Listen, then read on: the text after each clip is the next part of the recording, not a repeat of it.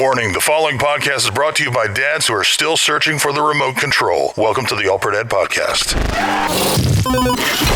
Hey, welcome to the All Pro Dad Podcast. My name is Ted Lowe, father of 4, and I'm joined today by my buddies. How are you guys? Good. BJ Foster, father of 2. Yep. Bobby Lewis, father of 3. Father of 3. Yeah. Father of 3. And we got a lot of kids, you guys. We've got a whole lot of kids, and we're going to get to why I'm about to ask this question a little bit later. But were you a mouthy kid with your dad? Were you a mouthy kid growing up? I don't think I was mouthy. However, there was one particular time I remember telling my dad to shut up, and I was smart in 8th grade, and he practically threw me up the stairs and into my room and just laid into me for a good period of time. And I think he which might have been I don't know, maybe it was an overkill, maybe not. But he ended it well. He kind of gave me a hug and, calmed down a little bit, but I definitely came away from that time feeling like afraid. Not really with me. No, I didn't talk back very much, but I was also the kid who never wanted to disappoint his parents. So that was probably the reason I didn't really talk back much. It was very obedience. Yes, ma'am. Yes, sir. Okay, no problem. That was more me. Yeah. I think I felt a lot of freedom to disappoint my parents. Had a lot of things to say, which shouldn't be a surprise. But I remember after my mom died, I became very mouthy. I didn't know what to do with all the emotion. And I don't think this was before people were talking about emotion. Like, hey, is he processing this? What does this mean? How's he feeling? How's he doing? And that's no slam on anybody. It was just something that wasn't talked about. And so I got really mouthy and frustrated with my dad. My grief came out as anger. But one day I did call him a liar. And his trademark on this planet is honesty. And I didn't do it again. Right. But I do remember getting that out, the frustration out a lot. I was mouthy for sure. Yeah, I actually just saw an example of a kid being super mouthy the other day in the grocery store. We went to the store as a family. It's easier to get it all done together instead of one parent go with 3 kids or another parent go with 3 kids. So we were all there and we kind of divided into 2 aisles. And I went over an aisle by myself and there was a mom and a dad there. And the mom had a little kid in the cart, maybe 2 years old. Took the phone away. The kid was watching something on the phone, took it away, and that kid proceeded to scream at his mother for what seemed like hours. The dad comes around the corner. Dad sees what's happening, basically just shrugs at the kid and walks off. And I was like, wow, Dad, like, you got to say something. He just said something pretty bad about your wife. And he just walked away. And I was like, that kind of sits wrong with me. I don't know them, but just didn't look right. We walked a couple aisles over, and then I saw them again, and the kid was still yelling at the mom. 10 minutes had gone by and the dad still had done nothing. And I thought, Dad, this is a missed opportunity. Your child here is getting mouthy with your wife, doing something that is inappropriate, and you just are letting it go. You're not helping out your wife in any way. And it didn't sit well with me. And, that was just a fresh example in my mind of a kid being belligerent. Yeah. Yeah. What do we mean by that? Like, what do we mean by mouthy or kids talking back? We're talking about a kid talking to you in a disrespectful or in a frustrated tone, right? They're coming back at you in a way you go, whoa. And I think most dads have their own definition of talking back and what that means. And I just want to say, before we go one step further, is this is an issue that so many dads feel, and it's so hard. Like, if you're a dad who is, man, you're on the edge right now. Yeah. You've got a kid and you do not know what to do, and you're exasperated. It's just to say, there's no judgment here coming here. Like, this is something we all struggle with. I, as an ADHD, I get it. I remember frustrating my dad, but also that quick impulse or lack of control. Like, I have to really watch it. So I'm really excited about this episode because I think it's super helpful if you're at the end of your rope. So let me ask you, when your kids are disrespectful to you or they talk back for you, like, what does that make you feel? Not sound too counselory, but what button is that pushing in you? What do you feel? Well, my initial reaction is just anger.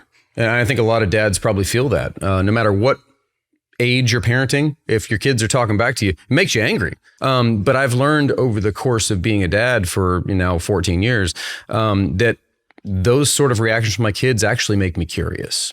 They make me stop and investigate what is going on. Yesterday you weren't being mouthy. Today you are, or this season of life you're being mouthy. You weren't a couple of months ago. What's going on?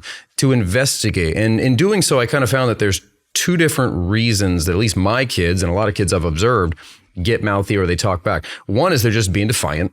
Like, kids want what they want when they want it. That's just the hallmark of kids. They want to go outside and play. They don't want to take a nap, or they want to stay out late. And you're like, nope, we don't want you to stay out late. They just want what they want. So they could just, be defiant, but they also could be dismissive. And that to me is a bigger deal. That's the type of talking back where they look at you and say, I'm dismissing whatever you say. You're just dumb, Dad. You don't know. I'm smarter than you. I can be the boss of my own life. And that introduces a lot of different conversations as parents. Well, I think that leads perfectly into our big question of the week is, what do I do when my kids talk back? What do I do when my kids talk back? Mm-hmm. Well, I think the first thing we need to recognize is that this is developmentally normal. I think we get into a habit of taking this really personally. We feel like they're just coming after us, disrespecting us. The reality is when they start to develop, they're going to start to push back on things. And also, just in terms of their brain development, they're going to be very impulsive and they've got a lot of emotions going. So of course, those emotions are going to hit, they're going to skyrocket, and then they're going to impulsively start throwing things out. So this is like we need to be prepared for this kind of thing. It's normal. It doesn't mean your kid is all of a sudden turned into someone terrible and hates you and all that stuff. Like, we need to be prepared for it. That's normal. Yeah. In researching different things for this topic, I came across a interesting Reddit thread, and I want to read this for you. Here's the quote. It says, I think it's good to teach respect for authority, but I do think children are disciplined far too often for quote unquote talking back when they're really just explaining themselves or sharing their emotions. And when I was younger, I learned to just take criticism and directions politely, or else I would be disciplined for quote talking back.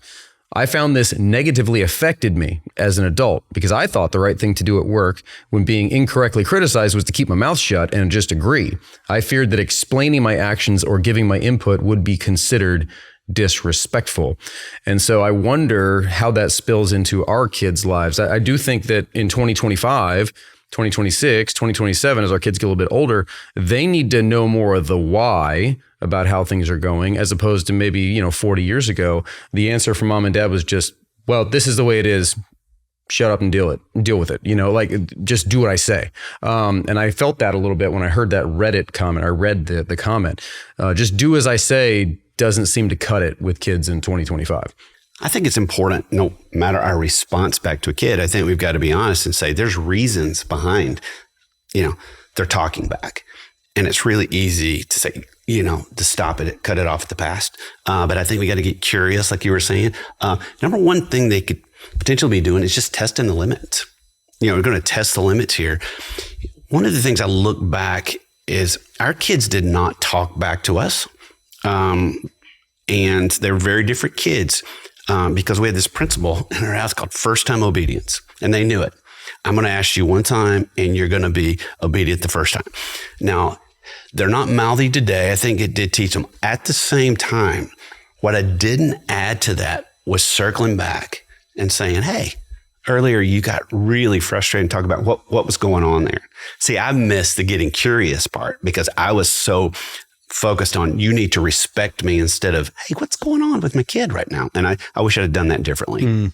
Well, I think that I like that because there's training involved in there. So recently I saw the social media prank that kids were doing. What they would do is they would speak harshly to their mom. They'd mouth off to their mom and record the reaction record the reaction. I think the mom was in on the prank. It was to see how the dad would respond to this whole thing. And every single time that it happened, the dad would come stomping in the room or get up and I appreciated the fact that there are all these dads out there that were like, that's not happening in my house. And, right. And there were a couple instances where the kid does it and the dad comes storming in and he goes, it's just a prank. The kid was like immediately, it's just a prank. It's just a prank. Like, you could see that there's intimidation and there's fear, and it's the dads are coming in to stop it right away with intensity and fire, which I appreciate. It certainly stops the talking. Right. It stops the behavior. Yeah. The problem is that's fear-based. That's a fear-based response. Yeah. That's I'm gonna squelch this thing out.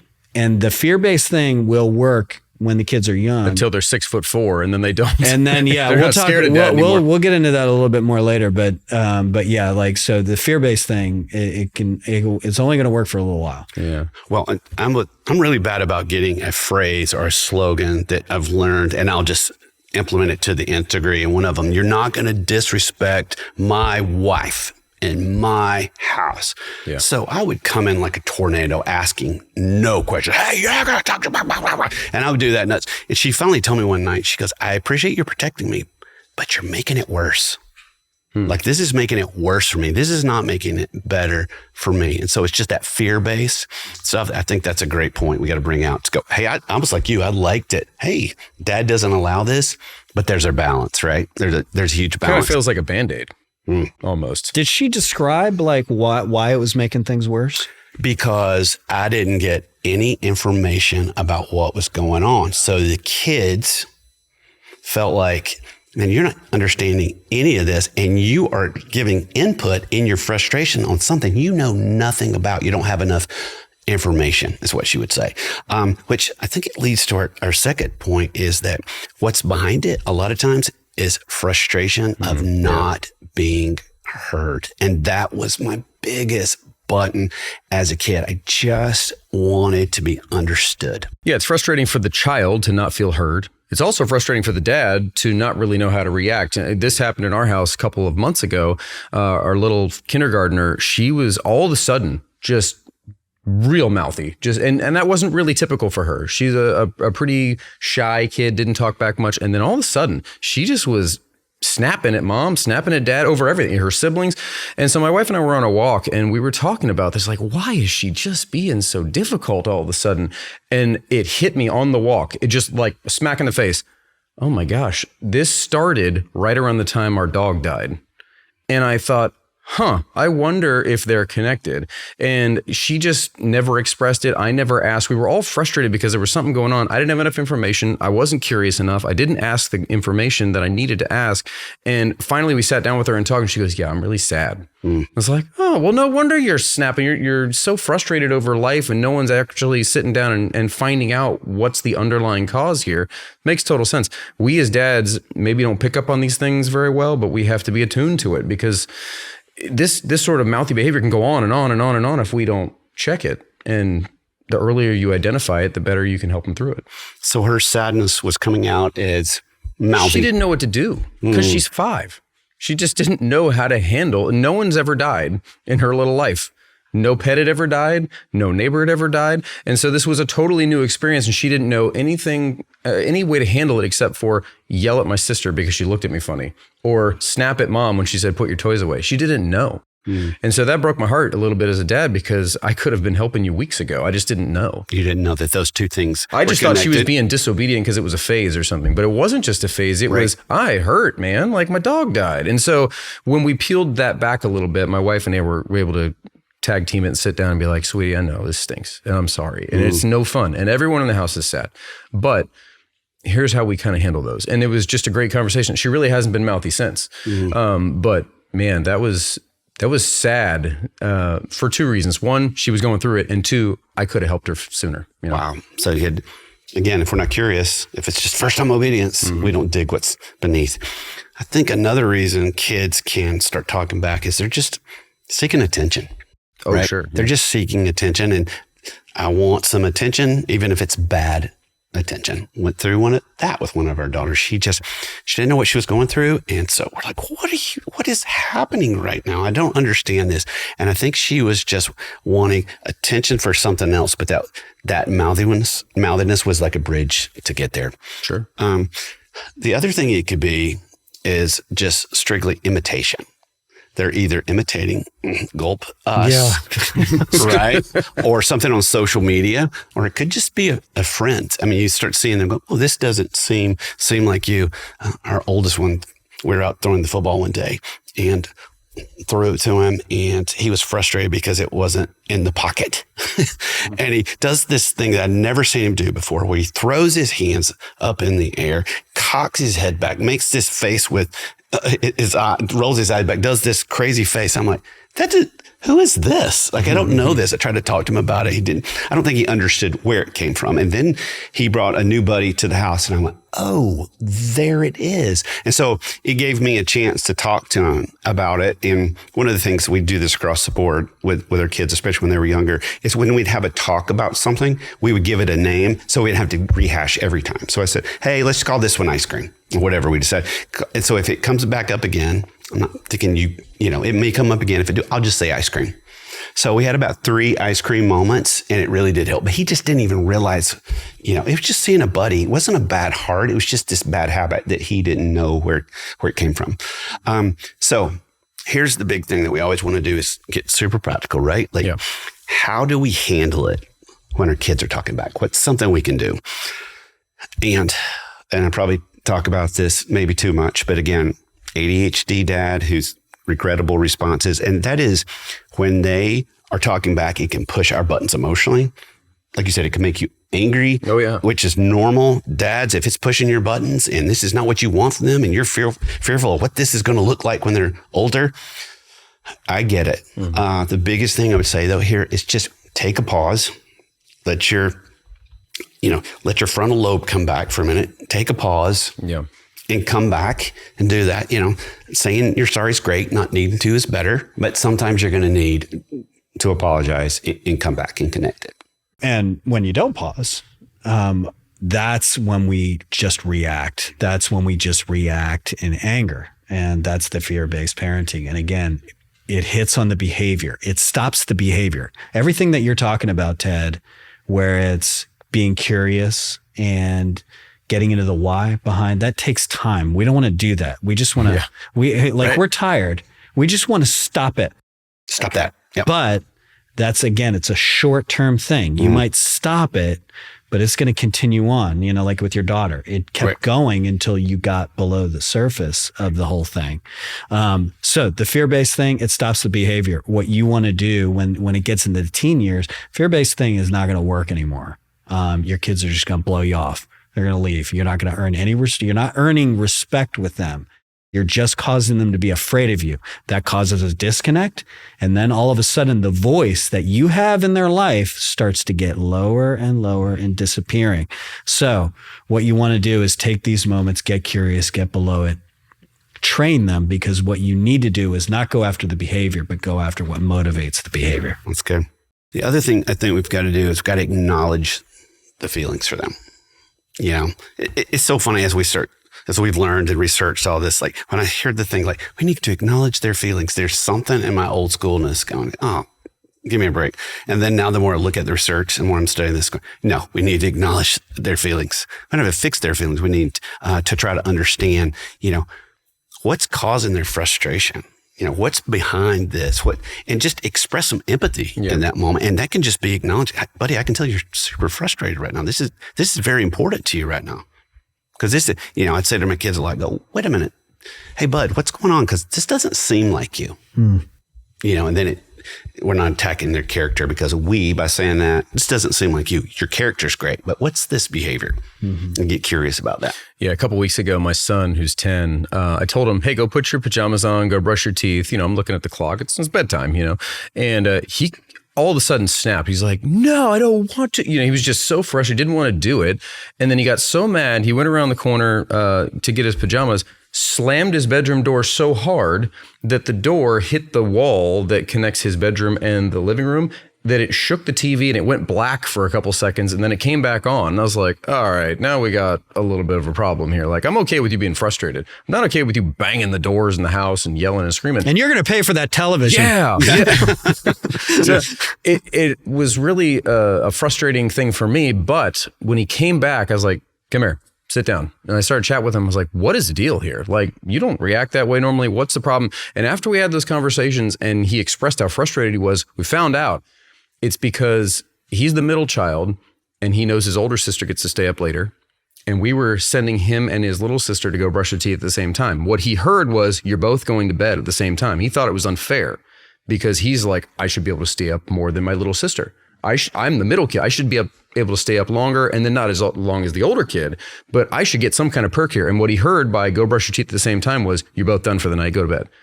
And so he was so mad in that moment that he did something that almost broke our wall. So that wasn't great. But I was able to tell him, like, man, you can't be mastered by your feelings here. You can be frustrated. Let's talk through it. And you can't talk back to us like that. You have something to say. You think it's unfair. Come tell me that. Don't just break stuff. And that was actually a good moment. He hasn't done it since then. That's good. And I think what we're not saying, dads, is don't discipline. You just go, that was okay that you did that. I don't think we're saying don't discipline. We are saying get behind it so we even know what we're disciplining, right? But someone's friend said to me, every emotion is okay, but not every behavior. Yeah. Well, it would have been a foolish parenting move for me to just be like, oh, you wanted to go ahead and break the wall? Okay. I'm not going to say anything. No, you need to point out that's not a good reaction to your feelings, but move forward from that. Use it as an opportunity to teach. And therefore now you're going to go to bed at the same time. That's right. Now go to bed early. Yeah. No. Look what you did. No. That's what happened. But I'm glad he said it because we did make him a promise a couple months ago that like, okay, you're a little older now. So you can stay up a little bit longer. That's a perk. And we weren't holding up our end of the bargain. He made it known. We weren't doing what we said we were going to do. So he wasn't totally wrong. Now, he handled it the wrong way. But how do we know unless we sit down and talk about it? I think another way we can handle it is not matching their energy so we can treat them with respect. Because that's what we're wanting, right?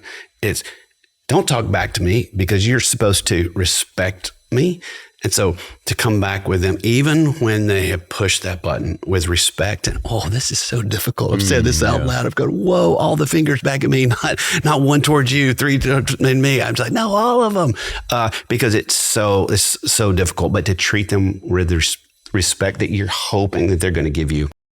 Yeah. And I think one thing that is very important to remember is that disagreement does not necessarily mean disrespect. It's just disagreement. We're not communicating well.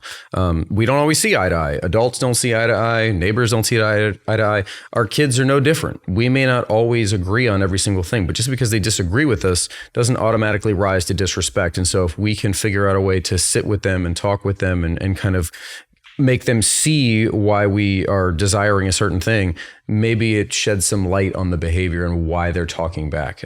You can't just assume they're being disrespectful all the time. Right. DJ, you talk a lot about this, but reminding kids of the parent-child dynamic. Can you talk a little bit about that? This dynamic of them pushing back is very normal. I know a guy, a friend of mine named Bob. He's a great dad. You talking about me? No, okay. Definitely no. But every single one of his kids, he has three kids. Hey. Every single one of his kids at some point has said the words, I hate you. And I don't know if you can get kind of worse than that. Yeah. And so we kind of think, okay, if we're getting really practical now, what do we say in response to something like that or something, when our kids get really mouthy? Well, number one, no. No. And it's okay. We don't want to react angrily, even though it's understandable. And I've done it a million times, but there is nothing wrong with being stern. And I think there's nothing wrong with holding eye contact. No, you crossed a line and that can't happen. And it's just kind of alerting them because a lot of times kids, they don't know where lines are. And so it's, hey, this is a relational line. You crossed it. The next one is, hey, try that again. It's a little bit lighter and it's, hey, I'm not coming right at you, but hey, it's a little bit softer than the no, but it's, hey, look, a do-over for you. Try that again. Next, it's getting back to the things that we were talking about, getting a little bit curious. But hey, have I disrespected you in some way?